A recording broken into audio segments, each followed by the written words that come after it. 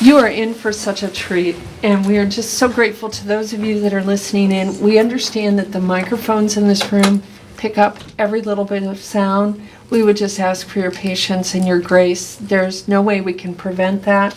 So again, thank you for your patience. Well, it is such a great pleasure. It seems like Jina, I'm just showering praises because it's well deserved. Jina is the Associate State Director of Advocacy and Outreach for AARP Nebraska.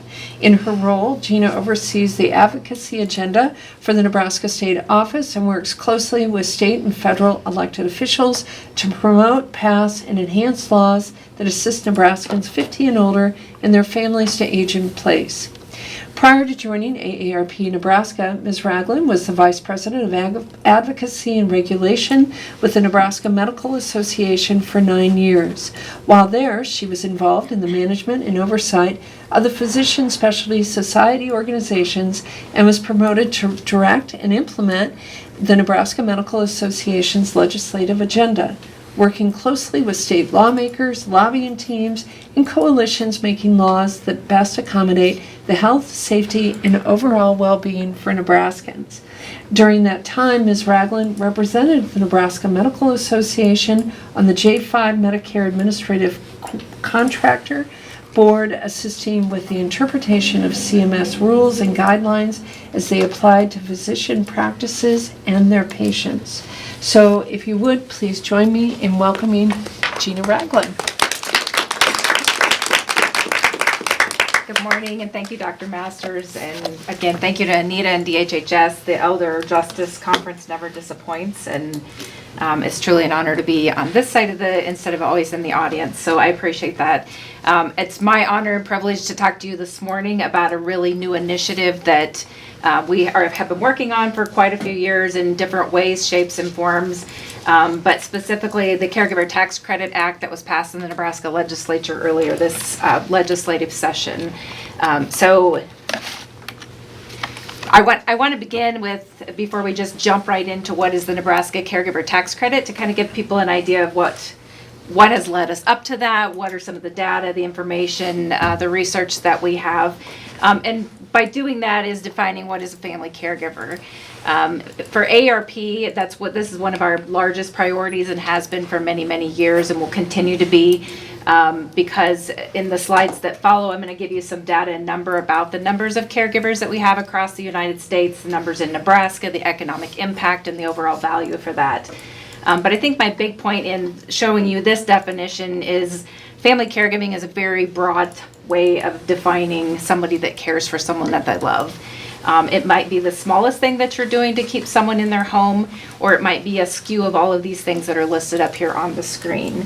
But truly, caregivers are the backbone to our long-term supports and care system that we have, especially for our older adults across the United States and here in Nebraska. And so, again, I want to also say, this is a nonpartisan issue. Caregiving affects everybody, no matter who you are, no matter how educated you are, no matter how much money you have, no matter what your political affiliation. Family caregiving affects us all in some way, shape, or form. And so I start also with a quote by Rosalind Carter. There are 4 kinds of people in the world. There are people who have been caregivers, there are those who are currently caregivers, those who will be caregivers, and then those, again, who will need caregivers.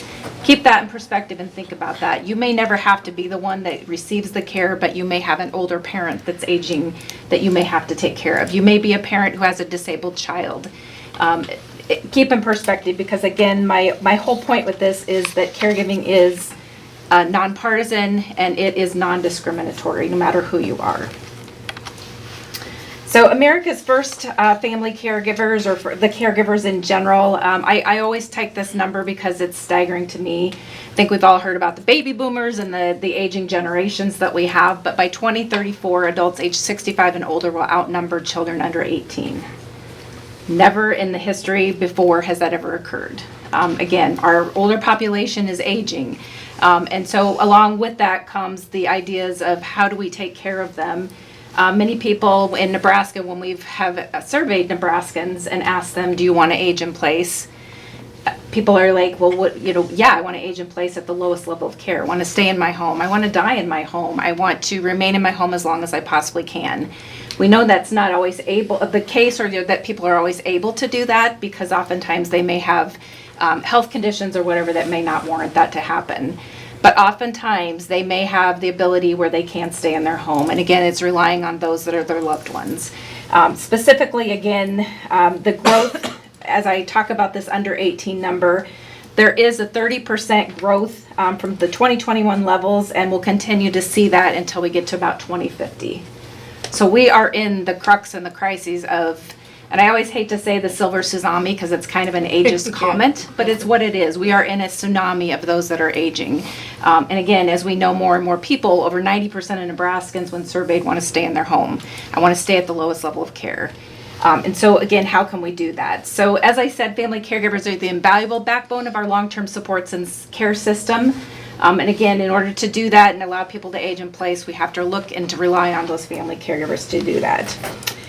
The other thing I want to talk really briefly about is our sandwich generation. You're going to hear that word a lot, and a lot of the stuff that I talk about, and you're going to start hearing it more and more out in the community, in the places that you live and work and breathe. And really, again, sandwich generations are people in my generation. I have young children at home that I'm still caring for, trying to get them to their things. I'm trying to work a full-time job. And I also have parents that are aging and that they rely on me to help them with some of their needs. A lot of times it might be the smallest thing, but they still need help. And so we're sandwiching that generation and really putting a lot on their shoulders and relying on them to do that. So 30% of family caregivers of older Americans lived in a household that also includes children or grandchildren. Again, our multi-levels of generations are all living together. We're starting to see more of that coming back around as well. Caregiving, again, is not just a family issue. As I said, caregiving also impacts our communities, our employers, our health systems, our educational systems, and our long-term care systems. And so when we look at all of this, we have to figure out a way is how can we accommodate caregivers, or how can we accommodate people in the workforce? How can we accommodate people in the educational systems and that sort of thing? Studies estimate that work-life balance, 61% of caregivers are also holding down a job while serving as a caregiver. And we also know oftentimes caregivers that are working 40 hours a week full-time may also be providing at least 24 hours of home care to a loved one, again, that's an aging parent or something that, again, is helping them stay age in place. The last thing I'll bring up here is the workforce impact that we have, direct care workforce shortages. We're witnessing those across all levels, specifically, again, our home care base and that sort of thing. The workforce, again, is expected to grow by 4.6 million in 2019 to 5.9 million by 2028. But we have a really large gap right now of how, again, do we fill that direct care workforce. And again, my point here is that we rely on our families to step up and help people to be successful in aging in place. So these are some of the numbers, and again, they're very staggering if you ask me. These all come from a study that AARP puts out from the Public Policy Institute called Valuing the Invaluable. This is a study specifically addressing caregivers in the United States. AARP is one of the more exclusive groups that has done caregiving studies. We're starting to see more and more groups that are coming together and doing that. But we've been working on this issue for many, many years. So these numbers are from a 2023 study, but actually reflect back numbers from 2020. And I will make point here, 38 million people in the United States have identified themselves as an unpaid family caregiver, large number. Of those 38 million unpaid family caregivers, 36 billion hours of care are provided by them per year, which is the average value of $16.59 per hour. And of that, the $600 billion is the value of their unpaid care per year. That's all unpaid volunteer contributions. You'll see up here on the screen this little chart, and to kind of put it in perspective, when you're talking about $600 billion, when you compare that, first and foremost, it's more than the total spending from all sources of paid long-term supports and services, including post-acute care, which was $531 billion in 2020. It's more than all of the out-of-pocket spending on the U.S. health care, which was $433 billion in 2020. And it's more than the total U.S. spending from all sources, including all out-of-pocket spending on home and community-based long-term support services, which was $245 billion in 2020. So to put all of that in perspective, if you have $600 billion, it would take, you could buy 20 million cars at $30,000 each. Wow. Wow.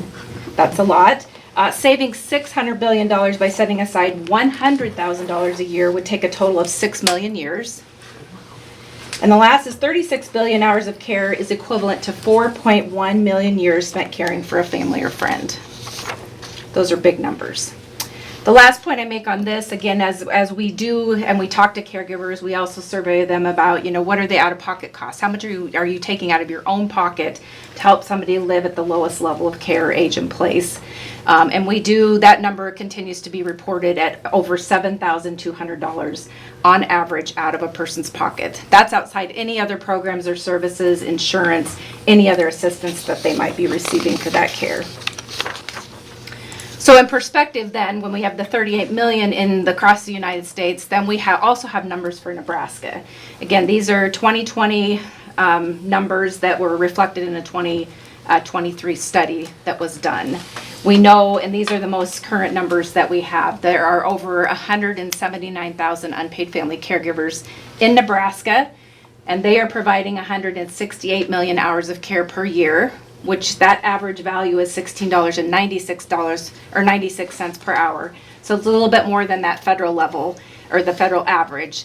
And that care is valued at $2.8 billion per year of care, which again is very staggering. So again, putting in perspective, when you start presenting these types of numbers and you're putting it out there, the value to the state is pretty phenomenal. Again, unpaid, uncompensated care, $2.8 billion is what Nebraska caregivers are giving back to the state. So we all know as we age in place and we get older, we are aging longer because we're healthier. We have more healthcare interventions and systems that's helping us live longer. Again, with that comes a larger population, again, reliance on family caregivers. But as we age and we get older, even if we have that nest egg of retirement, we spend that money down eventually. We all know then when you spend your money down, we've just talked about Medicaid in the last two presentations, we often then have people who you have paid their way, but they have become more self-reliant on the state. And so again, the argument here is that $2.8 billion. We don't have family caregivers providing that care. $2.8 billion is where the state's going to have to step in at the minimum. And we know that number is going to continue to grow as well. So when we talk to family caregivers, and I don't think any of this would be like aha moments, but what are the challenges that family caregivers are up against and face? And when we talk to them, the two biggest is time and money. Not surprising. As I said earlier, they provide on average 24 hours of care per week, and 60% of them are working a full-time or part-time job. And the other, as I said, that sandwich generation, at least 30% are caring for 2 generations in their home. So they have a lot on their plate. On the money and financial side, again, that lost income, this was really staggering for me. The economic cost for people who forego earnings for family caregivers, again, oftentimes they have to cut back on their work hours or they have to completely quit working because they know they need to be at home with their loved one. Earnings for family caregivers of older adults in 2023 was $67 billion. Again, that's a national number, but keep that in mind in perspective. That's a lot of money. Again, if we're not putting money into our nest egg for retirement, obviously then that cuts into things down the road for us as well. The other thing, as I mentioned, 78% again of family caregivers incur out-of-pocket costs, 26% of their income, which is equivalent to that $7,200. Other challenges would be on the physical side, fatigue, health issues, weakened immune systems. Again, I don't think it's rocket science. If you don't take care of yourself, what's going to happen? You're obviously, if you're losing sleep, you're not eating right, that stress continues to put stress on your body, on your mind, and your physical overall well-being. And so again, you have a higher risk for chronic conditions, obesity, high blood pressure, God forbid, cancer, diabetes, and that sort of thing. And again, nearly 2 in 5 caregivers have at least 2 chronic conditions, which are somewhat named here above. Which ties in with the physical is also the mental and emotional side. Again, we have the physical challenges, but we also have mental and emotional, and those all fit together. Again, stress, anxiety, and depression, burnout, those again will result in some physical conditions that cannot be offset as well. 40 to 70% of family caregivers experience clinical symptoms of depression, and then 65% is the last number of the reported on burnout, but I'm going to say I'm guessing that number is way more than that. Again, I think unfortunately we always keep using the pandemic as some of our excuses for things, but it clearly has escalated not only for our aging generations, but for everyone in general. I think we're all dealing with physical challenges, mental, emotional, but then when you throw in this caregiving aspect, you're going to continue to see that escalated at a much higher level.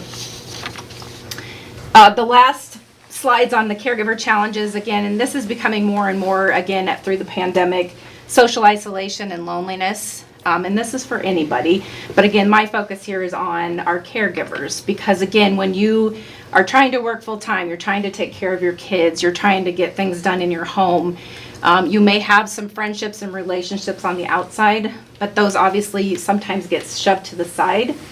The reason for that, again, is, the withdrawal because I don't have time to do that anymore. The guilt, I don't feel like I should leave mom and go and do those things, or I got to get my kids here, whatever it might be. The other thing that we hear too is oftentimes caregivers feel like they don't want to burden their friends and their other family members with their problems, so they don't talk about it. So they pull themselves back and they withdraw. What happens then, of course, is that isolation, loneliness. They don't have a support system to rely on and lean on. And so social isolation and loneliness, as I said, with the pandemic is starting to escalate, but it's now it's being recognized as a public health crisis and epidemic. And one of the staggering statistics, again, lacking social connection can increase your risk of premature death as much as smoking 15 cigarettes a day. And there's been more and more studies that are doing that. So it's important, again, that we not let that happen. The last, of course, then is access to resources. And again, I don't think that's surprising to anyone. We have difficulty navigating systems. You heard about applying for Medicaid. No offense to Medicaid applications, but it's very difficult and sometimes a very hard process, and the steps and the eligibility and that sort of thing. And then maybe you're trying to claim some insurance with long-term care or your own personal insurance. I mean, you have all these multi-level systems that you're trying to do. So caregivers often feel like they are just swimming. They don't have the time to sit down at a computer and fill out an application, or they don't have time to read a brochure or whatever that might be. And so that lack of support. So again, access to resources, they're all out there, and you're going to see at the end, I have 2 pages of resources for you to look at. But again, it's the time is the biggest thing, but also then is figuring out how do you access that as well. So with all of that leads me into kind of the whole point of why I'm here today, is to talk to you about a legislative bill that was passed in the Nebraska legislature this past legislative session. That bill is LB 937, and just in summary, I'm hoping some of you have heard of it. If not, that's my goal today, is that you at least leave here and know about it. You may not be personally affected, and I go back to my second slide about who is a caregiver and whether or not you are currently, but you may know someone that is. And so my whole point today is to get the word out. We're trying to do a lot of education on this and help people identify if you are working with individuals who may qualify for this, that you're aware of that. So LB 937 provides a non-refundable tax credit up to $3,000 to any family caregiver who might incur eligible expenditures for the care and support of an eligible family member in Nebraska. That's very broad, so now we get to go into great detail about what that entails. The backstory here, and I always have to give credit where credit is due. We have worked on different caregiving issues in the past in the legislature. We had very small caregiver tax credit bills in the past of about $300. Kind of played with the idea, but we're never really able to get anything moving in the legislature. But last year in 2023, we actually had a face-to-face meeting with Senator Bostar and started kind of talking about caregivers and giving him some of the data that I've already given you today and some of the reports and white papers in that. And it really struck with him the importance of what we were trying to do, finding some way to support our family caregivers that are unpaid. And again, when you start talking about that economic impact or the financial impact back to the state, it really hit with him of how important this was. And so Senator Bostar brought forward LB 937. He sponsored it and prioritized the bill. He is a senator here in Lincoln, District 29. if anyone is not familiar with him. Just to let you know, we introduced it January 4th and got an early bill hearing. January 25th is when we had our public hearing. The bill was placed on general file on March 19th. So you'll see there was quite a gap in there from, and any of you that are familiar with how the legislature works, every bill gets assigned to a committee and is given a public hearing, but where it goes from there is not always, there's not always a given that it gets out of committee. So we were working very hard behind the scenes to figure that out. Again, it was placed on general file on March 19th, but there were many amendments that came with that. Part of that, our bill was I guess you could say the bill that, the Christmas tree bill is what we'll say it was, because we had the caregiver tax credit bill, but we also had about 11 other tax credits that got attached to LB 937 that came out in a package to the floor. Part of that, again, some of the amendments, again, were on compromises on how much money would be available, and that sort of thing. And again, we'll talk a little bit more in detail about that. So in Nebraska, there's 3 levels of debate. So you have your general file, your select file, and then your final reading. You'll see all of those. We finally were able to pass it on final reading on April 18th, and then Governor Pillen passed it into law on April 23rd. The bill then, or this law, does become effective January 1st, 2025. So now I'm going to just talk to you in detail about exactly what is the caregiver tax credit and what are some of the criterias and that sort of thing. First and foremost, it's important that we understand this is a non-refundable tax credit for caregivers. And I think everyone understands non-refundable means that you have to be paying into taxes. And part of that, we did that kind of in a way, oftentimes we hear a lot of, well, it's a handout, or people aren't earning this, or, this is not true. With this, it's actually people who are, again, those working people, are middle class income people who are trying to provide and take care of their loved ones. So you have to be paying into the tax credit in order to receive it.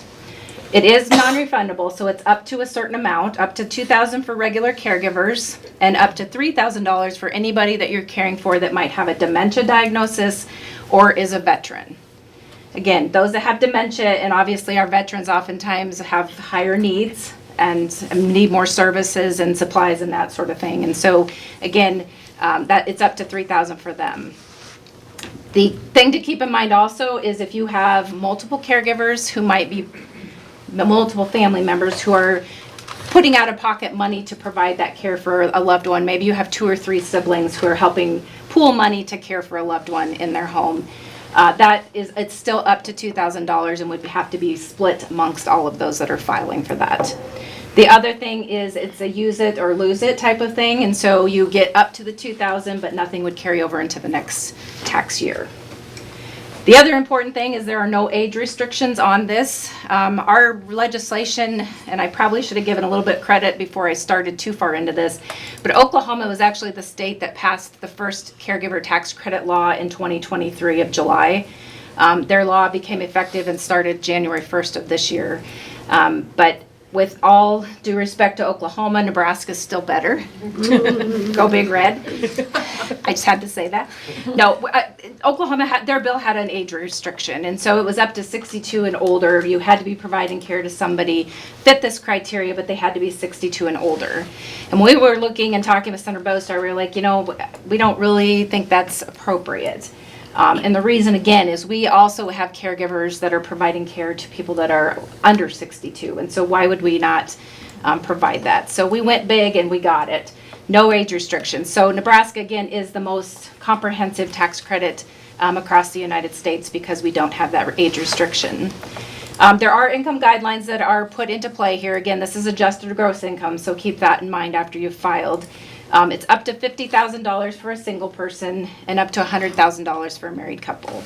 That's not to discount anybody that might be making more money than that. We truly do believe everyone should be entitled to it. But if anyone, again, that knows how things are made, laws are made in the Nebraska legislature, the sausage compromising is what we always get here. And so, again, we had to look at what was going to be the most impactful financially, especially for those, again, that might be on more of a limited income. And so that's why those income guidelines were put into play. The credit itself applies to several different things. And the 3 that I've listed up here: improvement or alteration to the primary residence, purchase or lease of equipment, and then other paid or incurred expenses by the family caregiver. And I've kind of listed under there, but for examples with the improvement or alteration to the primary residence, this would be, again, if you have someone who maybe is wheelchair bound, they need a ramp to get in and out of their home, that can be one of those. You also have the wheelchair, you need to expand or widen your doorways in your homes. That would be another example. That would be grab bars, handrails, sometimes even like moving light switches or having the sensor light switches, some of that electrical work, that would be all included in this. Stair lifts, low impact flooring, those kinds of things. Basically the point here is it's anything that would permit or make your eligible family member, give them the ability to remain in the home, again at the lowest level of care, that they can be mobile, they can be safe, and probably most importantly as independent as possible. Purchasing or leasing of equipment, again, this would be like, again, your lift chairs, your electric wheelchairs, medical alert systems, sometimes smart home technology systems, elevated toilet seats, shower chairs, walkers, the list goes on and on. And again, a lot of times some of the people are getting help with this through maybe insurance or even Medicaid program, but sometimes they're non-covered charges. And so again, those are things that families are digging in their own pocket for. And then other paid or incurred expenses, again, this is more of your hands-on, your home health aides, your respite care, adult daycare services, personal care attendants, and that sort of thing. As far as things that does not apply, and this is important because, you know, we have had people say, well, if I paint my house, does that qualify because I'm taking care of mom? No, it doesn't. You can't paint your house. You can't have your plumbing redone, that sort of, no electrical repairs as far as if there's things going on with that. So again, those are some of the limitations on what it does not include. As far as eligible out-of-pocket expenditures, this is another one of those famous sausage making where you have to have 50% of the eligible out-of-pocket expenditures is what would be reimbursed. So if we go back to the $2,000, you technically are going to have to spend the $4,000 to get the full $2,000 back. Again, we got a little pushback on that, and I would love it just to be 100%. But again, this is part of that compromising and the sausage making you have to do in the legislature. So we had to start somewhere. So again, it's 50% of your eligible out-of-pocket expenditures. The other important is how do we define an eligible family member? This again comes directly from the state statute. We did not mess with it. We took it directly out of statute because that's how it is defined. A family member must qualify as a dependent, a spouse, a parent, or other relation by blood or marriage, again to the family caregiver. Private residence is important here. You cannot be living in a long-term care facility or an assisted living facility. You actually have to be personally residing, or the person receiving the care has to be residing in their own personal residence.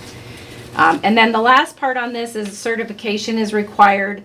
Again, licensed healthcare providers will be a part of all of this. If you are providing care to the loved one or your loved one, you will have to get a certification from their healthcare provider that does say yes, so-and-so is requiring care from this person, whoever that caregiver is.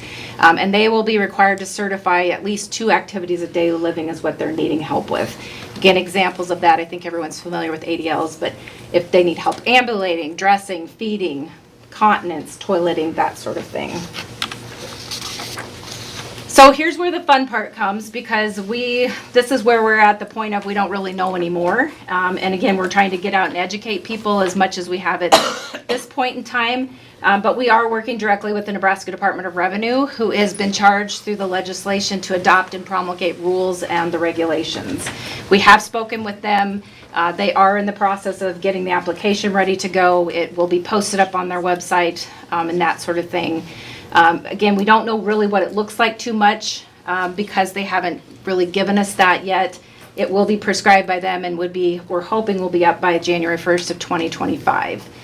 The documentation that's required in this, I just took specifically out of the legislation.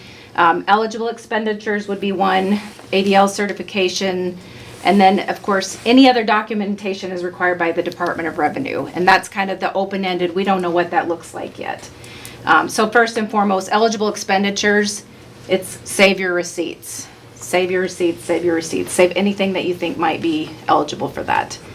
The last important piece here, and this again, one more piece of sausage making. Y'all should make a drinking game every time I say sausage making. But there are limitations on the annual allocation. And again, this was part of, we went in with the bill when we introduced it. We didn't have any limits on it, but we knew in that compromise period that we had to look at, what was sustainable for the state out of the general funds. So the first 2 years, 2025 and 2026 of the budget, it's $1.5 million per year. And then after that, it goes up to $2.5 million.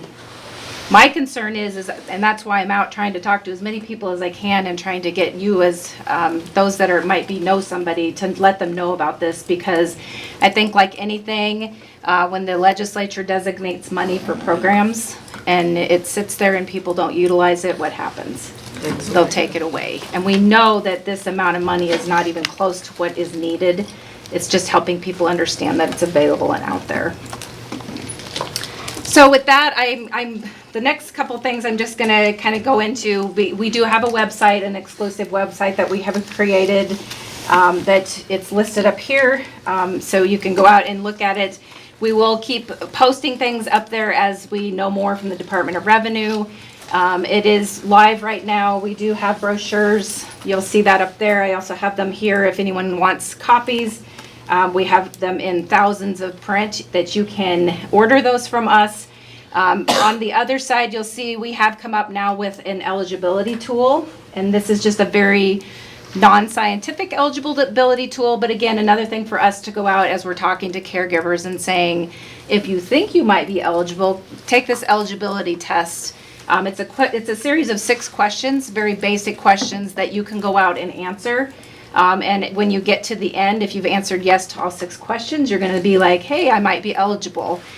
You also then have the opportunity where you can put your email address in and get on a mailing list, email mailing lists, that as we get more information from the Department of Revenue, we'll continue to update you on that and send you more information on that as well.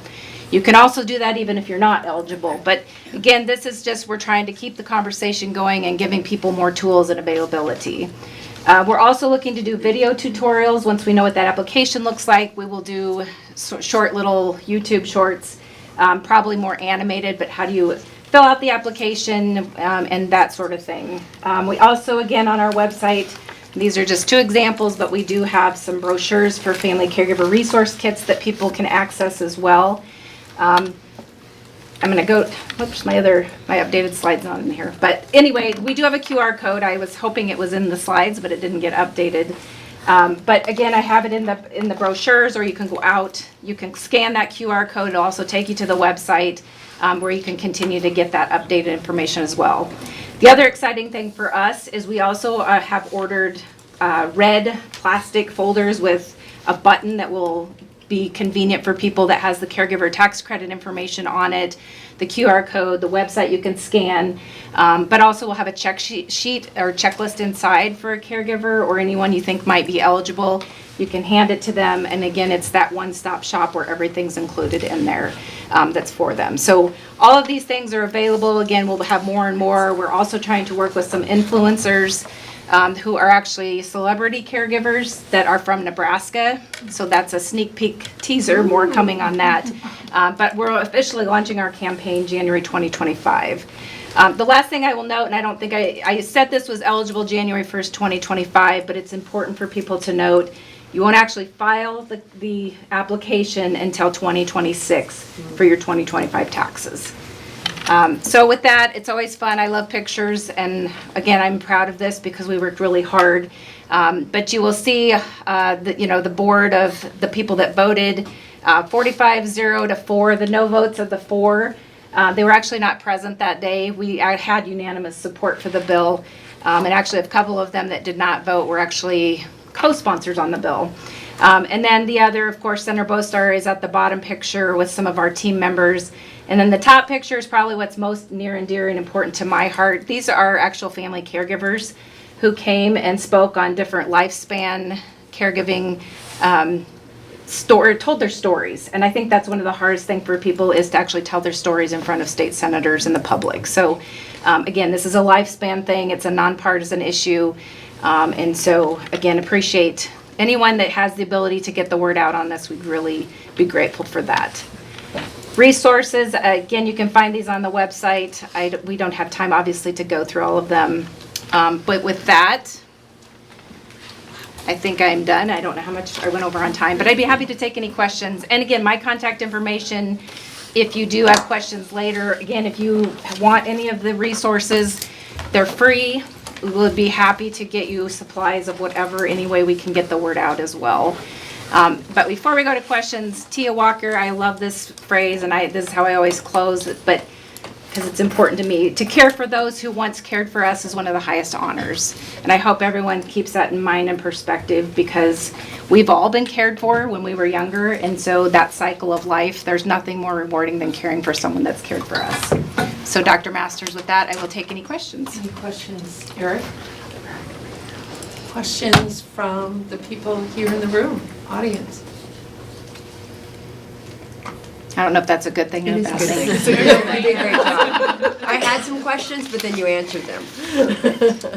Jina, Right. we can't think of a stronger advocate for caregiving in the state of Nebraska. Can we give it up for Jina? I applaud all of you. Again, anyone that's a caregiver, I have utmost respect, because it's a very tough job, but very rewarding but very tough. So I applaud all of you that are doing it or have done it or will do it. So thank you. Thanks for the opportunity. Jina, again, thank you so much. It was really lovely. Thank you.